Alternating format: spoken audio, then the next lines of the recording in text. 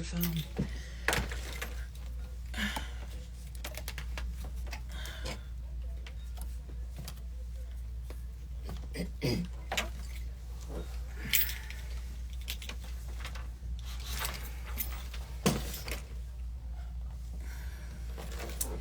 Good afternoon, friends. Thank you for joining us today. I'm Deborah here with Jess, ambassadors on behalf of the babies, here to share real life insights and stories in the fight for the unborn. We hope you guys all had a blessed and happy Thanksgiving with your loved ones. We did. Jess has the weekly stat updates for you, and we have Celeste back with us again this week. I guess she was here, 2 weeks ago, Celeste?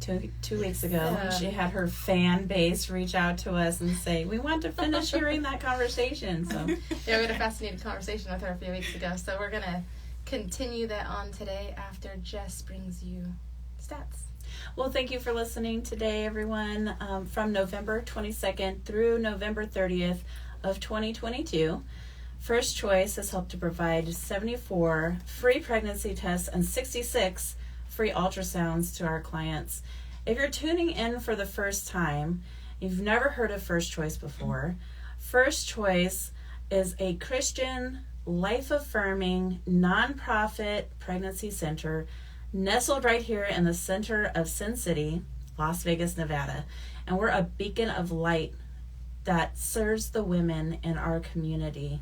Many of our clients are abortion bound, and they happen to drive past our center as they're headed to a nearby abortion clinic, and they have their steps redirected into our center that are then taken through a process that allows them to see the life in their womb and start advocating. And many of our clients end up choosing life for their pregnancy and for their baby after entering First Choice. So if you are just now tuning in, you've never heard of First Choice before, we encourage you to come down to our center and take a tour, get involved, start volunteering, or come down and just see how you can plug in. Go be a street witnesser out on our street. As Celeste first started volunteering down there with us, she started out as a street witnesser. God often moves street witnessers inside of our walls as well. And as Jess was just saying, a lot of these ladies that enter seeking abortions end up choosing life. At First Choice, 81% are internal statistics. 81% of those who come in wanting to take the life of their baby end up choosing life for their baby.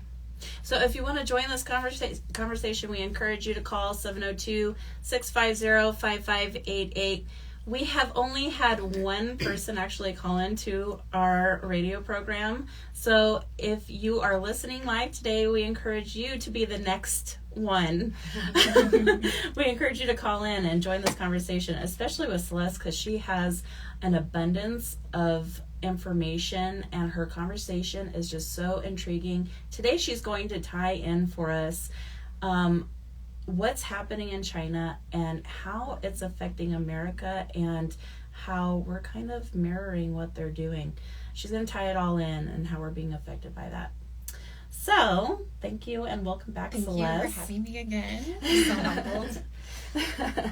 So, just continuing from our previous conversation, we left off talking about China.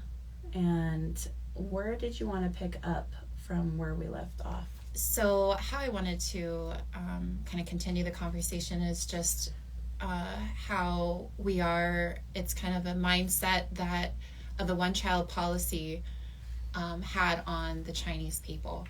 And that mindset has integrated into our society and our culture. So excuse me, sorry. For those listening on the other end, there is a little gnat right here flying by our microphones. It likes to go into trying places. to be caught. It's not supposed to. Nobody wants to swallow it next. So, but anyways, so just talking about that mindset that was in China during that one-child policy, and is still actually active and alive, because I did some research and I did some studies on the mindset over there during that time, there was one or two people, people who were against it, and people who were for it. The people still against it, majority, was still saying that they're against it, but they were just following policy. The second type of people were, we are for it, and this is for the good of the people. This is following policy. So if you take that mindset and you take it into our culture, society, you actually start seeing that, and we're seeing it greater and greater right now, and of how the following policy mindset. I'm seeing it because I'm a nurse and I work in the hospitals here. I see it every single day on the daily, of that mindset of, we're just following policy. Just follow the rules. Exactly. And and that mindset is also very familiar to when we had slavery in this nation. We're just following policy. Or even you can take that into the Holocaust. Oh, we're just following policy. So what would you say to that Christian that says, well, we are supposed to obey our authority? So I would tell him that, yes, as Christians, we are probably the best citizens in this country. We are going to be standing on what is right and what is wrong, but we follow government until the government is going against God's law. We follow God's law. And ultimately, he is the higher Right. authority that we are supposed to obey. So we will keep on doing good, even if our government says it's not good. So, and of course, to save the lives of these innocent, sweet babies is to keep doing good, and even when our government is fully against it. So you said China is still enforcing controlled children policy. It was 1, then it went to 2, and now we're at 3. Yes. So, like last time I was on here, I talked about the numbers and how they're trying to, quickly, emergently trying to figure out solutions to that, which brings me to, we can't be, government and leaders look to themselves for the answers for people and what's going on. But we know that there is only one way, and there's only one person we can look to for the answers, because an answer from our leaders who do not seek seek the face of God are going to end up into a more catastrophic issue. Just like how China thought that the one-child policy would be for the good of the people, would be for the population control, would allow people to still have money for survival, for other things, but look where they are today. So, but I bring that into healthcare, into what I'm doing, and I'm seeing how the mindset of healthcare, and also in the community who are following the leaders of the government, saying that abortion is okay and it's a good thing. That, okay, well, 10, 20, 30 years down the road, what are we actually going to be looking like? So yeah. Yeah, I mean, you see some of that propaganda in our own medical system. When you were just talking about some of that, I just was thinking about some of the things that I read and saw earlier this summer when Roe versus Wade got overturned, where medical people were saying that abortion was safer than childbirth. Yeah. I'm like, what? Like, the fact that you have medical people pushing out that type of information, it's so evil. Because there's so many people who hang on every word of those people who give out that information.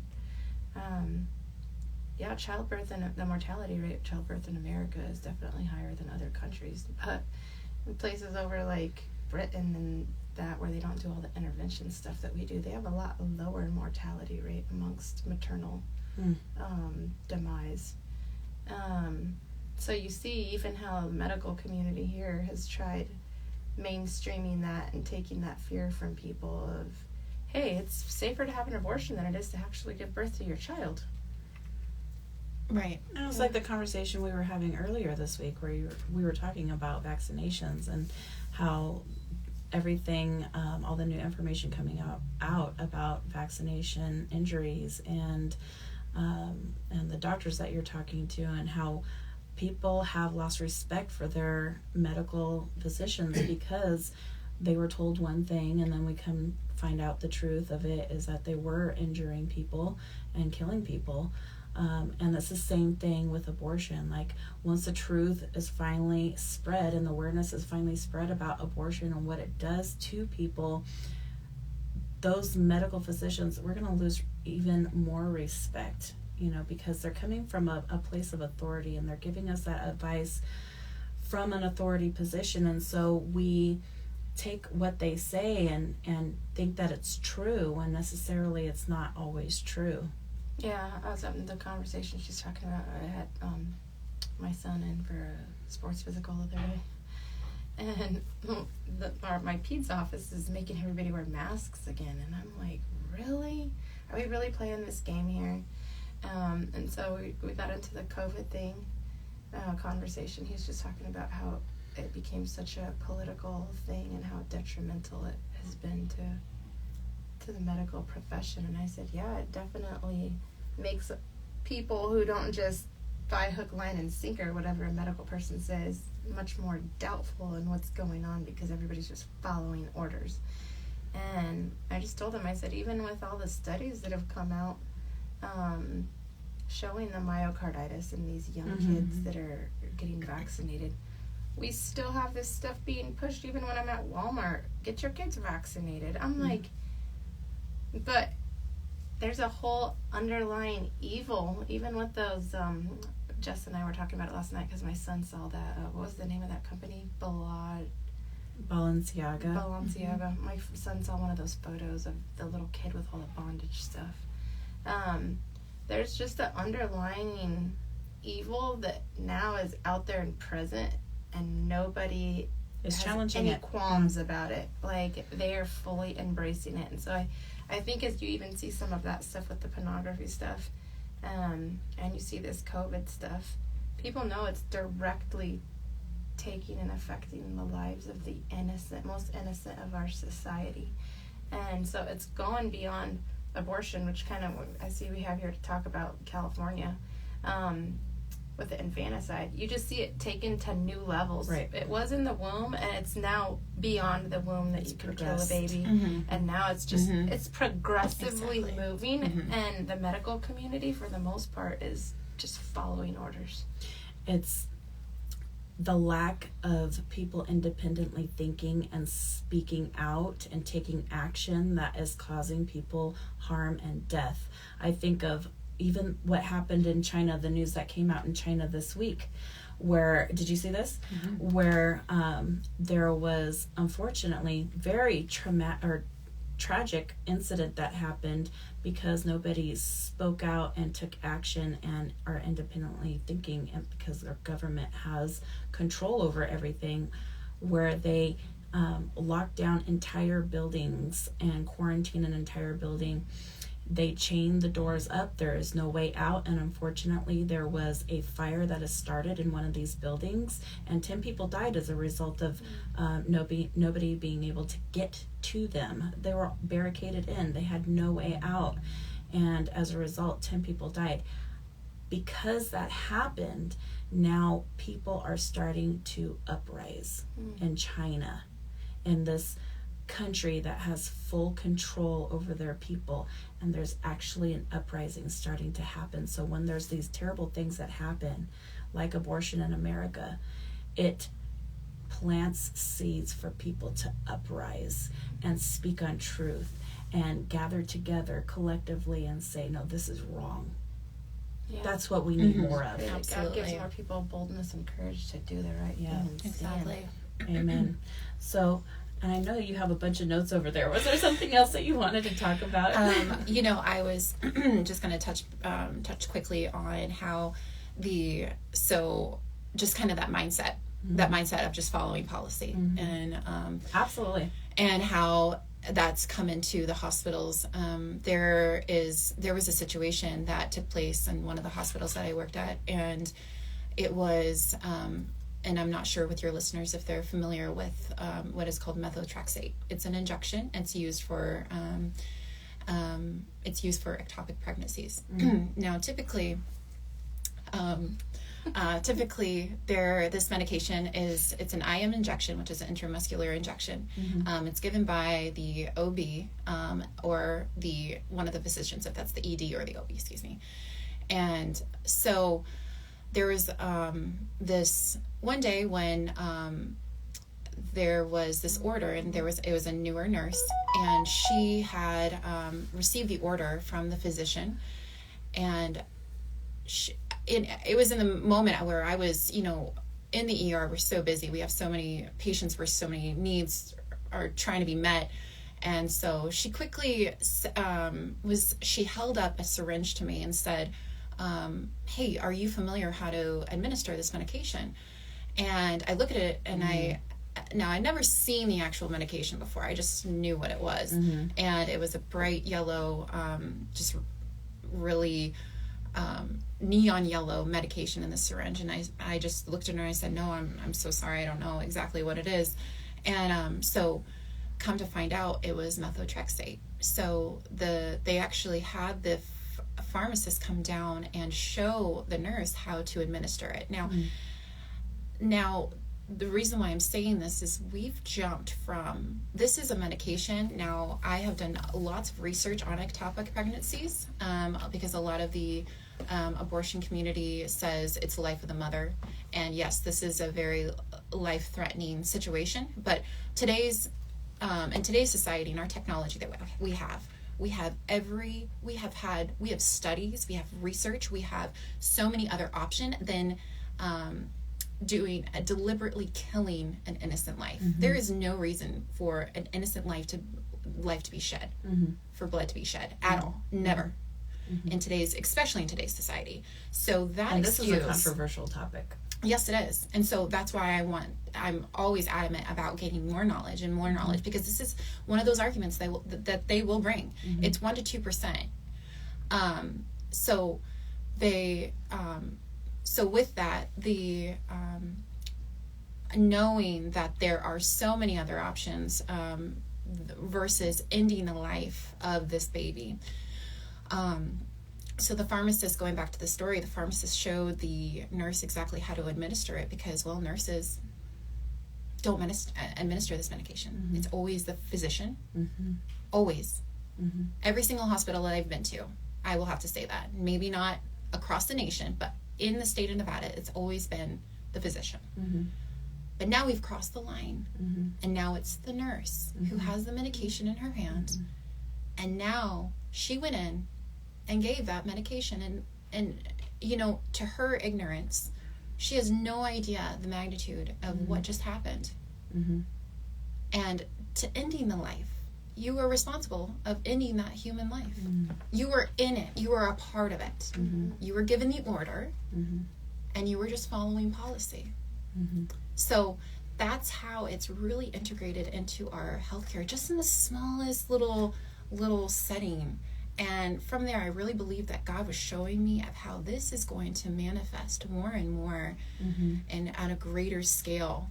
And going into the infanticide in California, we're going to see, if we allow this to continue, it's going to be to the point where we may end up like California, and how it will get greater, and people in the healthcare will be numb to it, will maybe fully agree, but they're in and a part of it. And it says in the Bible, if you see a thief and you consent, you're just as guilty. So I think it's Connecticut. I'm not sure if they passed the legislation, because I saw it was in the process of being passed, and I'm not sure the outcome of it, but they were removing that you didn't have to be a doctor to perform abortions, because they had said they had so many women that It's were California. waiting. California just passed that right alongside. Did they just pass it too? Yes. California just passed that right alongside their infanticide law, because they are bringing other women from It's like states that have midwives and nurses can now Yep, do it. they can now do it. And that's what I wanted to talk about today, is the fact that they are trying to better equip that side in response to the women that they're marketing to come into California. They're dumping a lot of money into these other states that have banned abortion to bring them to California and pay for their abortions, so that by doing all of that, they had to equip themselves with more people to perform abortions outside of physicians. So they've now passed a law saying that nurses can do that. And what Celeste is trying to say is that that has not happened in the state of Nevada, yet the hospitals are requiring nurses to do this now. Right. And I think that's interesting, just as you talk about, we're talking about them requiring less and less people to murder these babies. Our governor in the state of Nevada will come after us for doing something so simple as an ultrasound. Right. And they're worried about the qualifications of our people when they're lessening all of this stuff to actually take a life. It just shows you the lopsidedness of the evil and how it goes down. Well, thank you, Celeste, for coming on. I just want to make sure there isn't anything else that you wanted to talk on before we move on. Well, I mean, there's so much that I could talk Well, about. you're welcome back I'm sure your fan anytime. base will get you back on. I know you're welcome back anytime. But we do want to touch on some wonderful stories that came out of First Choice. Deb, do you want to talk about that twin story that you were... Last night our sonographer texted me a photo and I was like, oh my goodness, so cute. And I was like, what is the story behind that? I came in today and asked her. And we're going to post it here online in a little while. Yeah, because we want you to see the picture. Yeah, she said they had this young gal come in and she kept telling her mom, like, what if I have twins? And she said, she ended up saying to her mom while she was there, what if I go back there and I have twins, Mom? Her mom said, that's not going to happen. And her mom came back with her for the ultrasound and they turned on the ultrasound machine and there was twins. Wow. I said, was there twins in her family? And they're like, no, they didn't know of any twins in their family. But it was a super cute photo and a story that the mother was just so excited. You know, we don't get a whole lot of those all the time where the parents are excited about that. The mom said, I hope it's girls.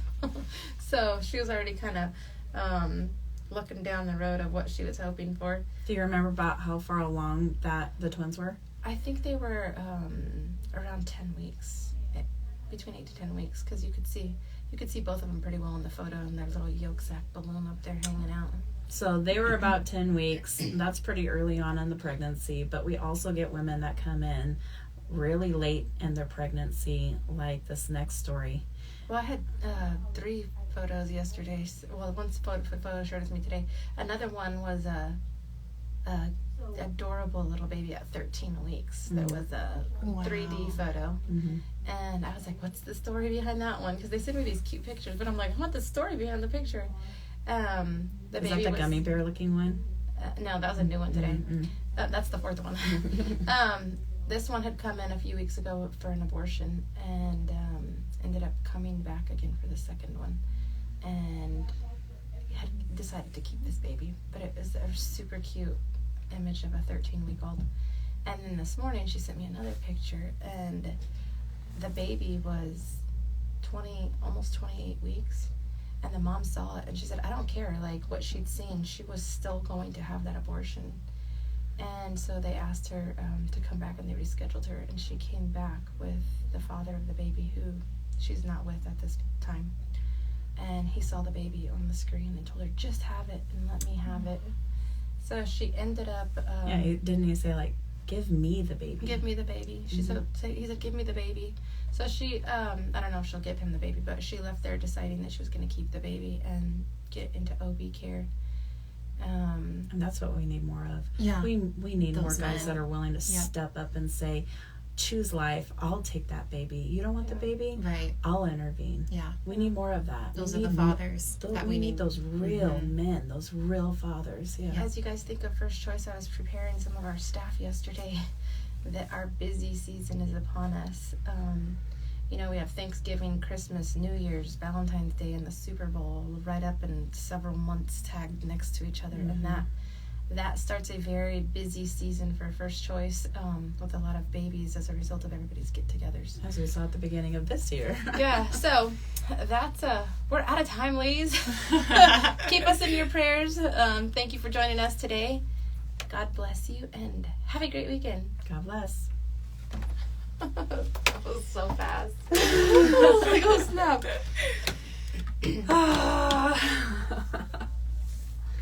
Good show. Yes, good show. I'm glad we finally got some of that out. I know. I feel like I have a book. Yeah, it's Facebook, but it wouldn't turn for me. And so sorry if this is not showing up correctly, everybody. What do we have going on there? Pastor Andy. Oh. Meryl. And Neil. Yeah, I think Neil is Celeste's daddy.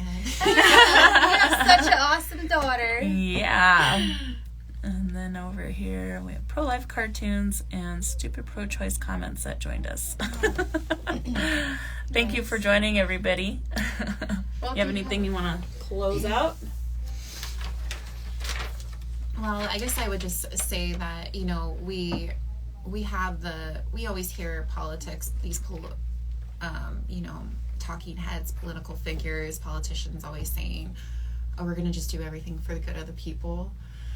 And, you know, it just reminded me of the rich young ruler. And I was having this conversation with my dad, and how when that rich young ruler went up to Jesus and said, I've done everything, what else can I do? And then he called Jesus good. And Jesus said, why do you call me good? For there's only one that's good. And so in that moment, Jesus is the good for the people. It's not any leaders that are looking to get the answers from any worldly, any evilness that's going to give the answers. There's only one good, and there's one good teacher, and he's going to be the answer to all of our issues. Amen. Yeah, in a day and age where it's harder and harder to figure out what is good, it's all the more important that you're following your Bible so that you know how to decipher that. Exactly. Because apart from him, we can do no good. Yeah. It's the ground foundation. We need to be in our Bible so that we can sort out what's truth and what's not, because Satan is ultimately the father of confusion and lies and fear. And so if you're experiencing those things, get in your word and let some light be shed on that by Jesus Christ. But with that being said, we briefly touched on the Balenciaga issue that's going on right now, and that we just wanted to... That was just getting ready to swallow the gnat. No, I'm just I think it went up my nose. It went up my nose first.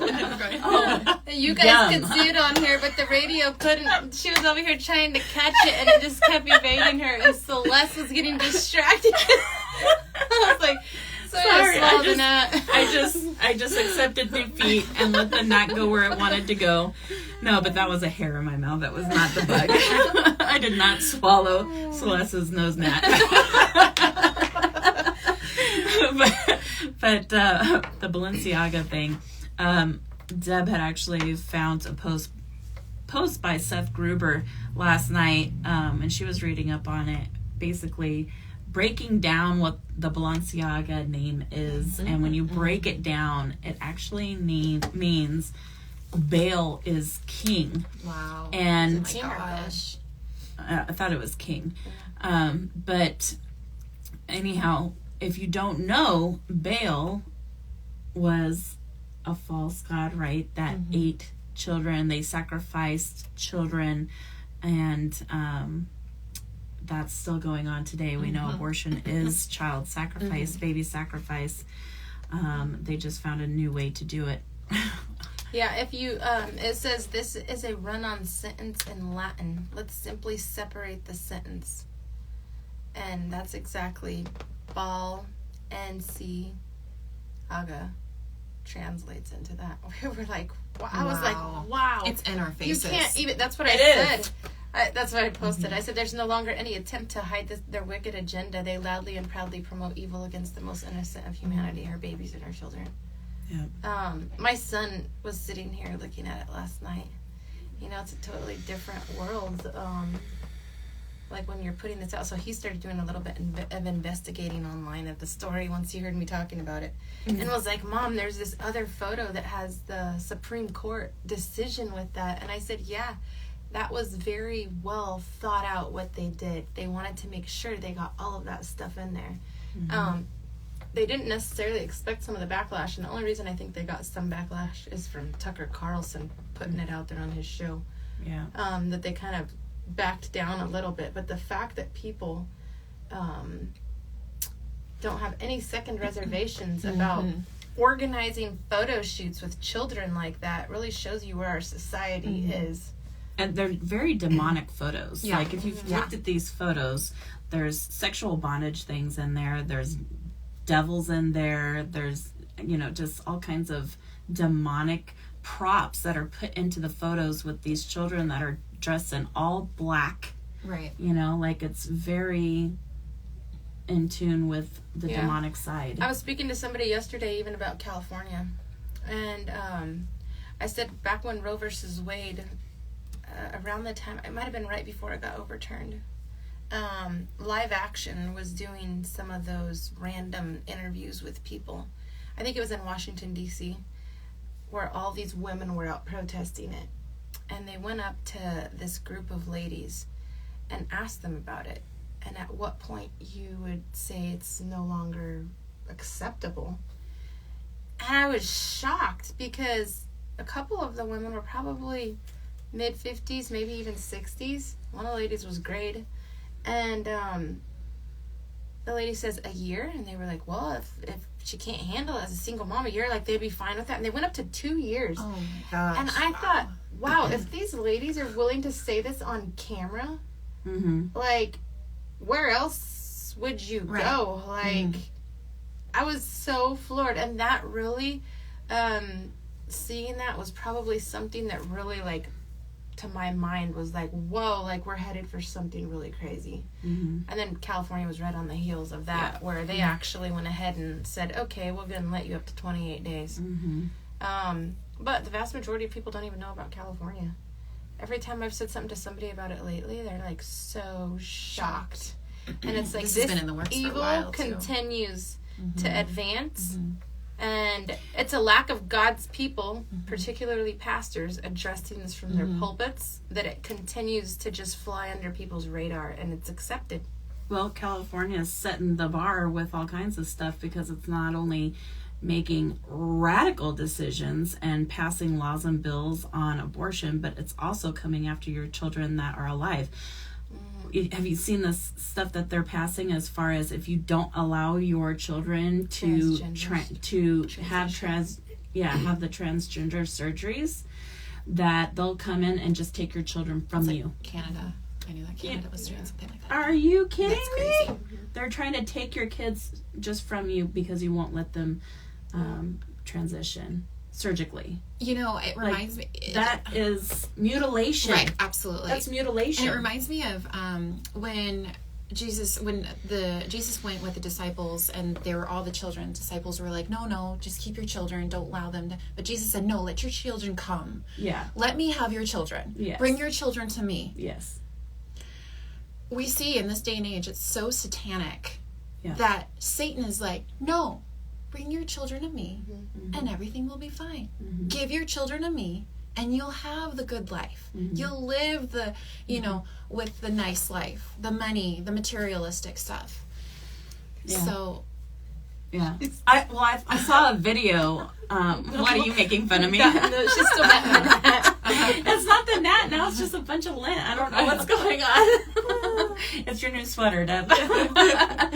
No, but I did see a video this week talking specifically about, Pastor Andy's watching right now. He can tune into this.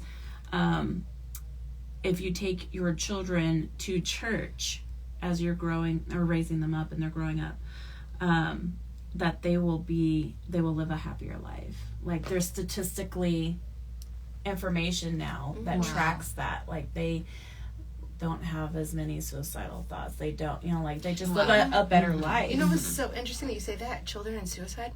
When I took Seth to the ped the other day, he's 14. I took him for a sports physical. And before his ped came in to see him, they came in and they gave him a sheet of paper on a clipboard. I actually took a picture of it and I sent it to Josh because Seth said, "This is depressing." Yep. You know what? Did they do that to your kids? They do it with every urgent care visit. They do it all the time now. They gave him a questionnaire Part of their that triage. asked him.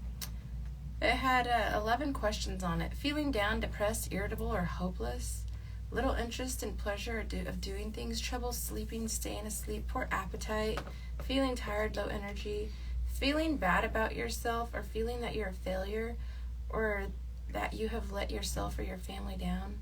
Trouble concentrating. It goes on, and then it says, thoughts that you would be better off dead or hurting yourself in some way. Wow. And it went on, and Seth was like, this is depressing to fill out. And that's the first time any of my kids have ever been given something like that. Yep. I meant to talk to the Pete about it, and then I got sidetracked with the whole COVID conversation. But I was shocked that that's where we're going, though. But it's because teen suicide is on the rise so significantly. It's just a crazy world and society we live in now.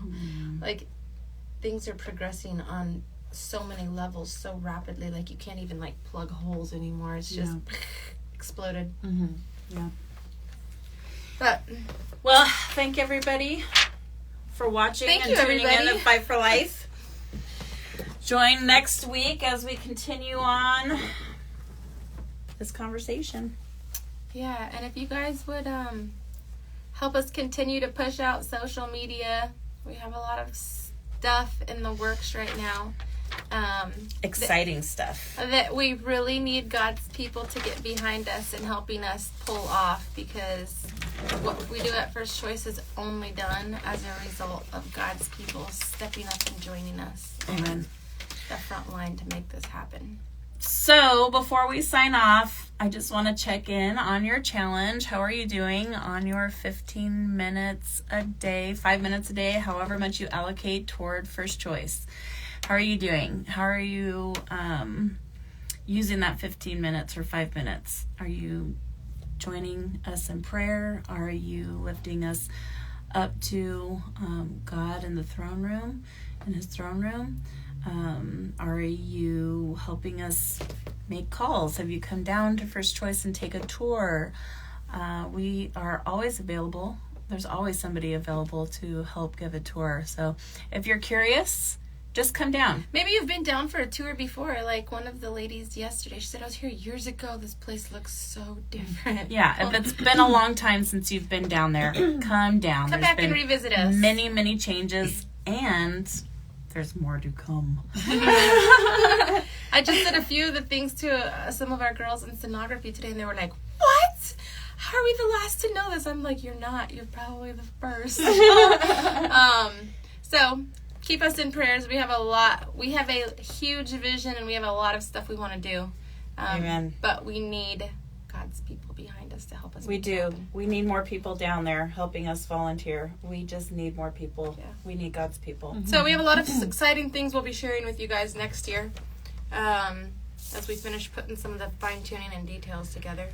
But prayers and support are always appreciated. Thank you, everyone, for joining. Take bless care. you. We'll see you next week.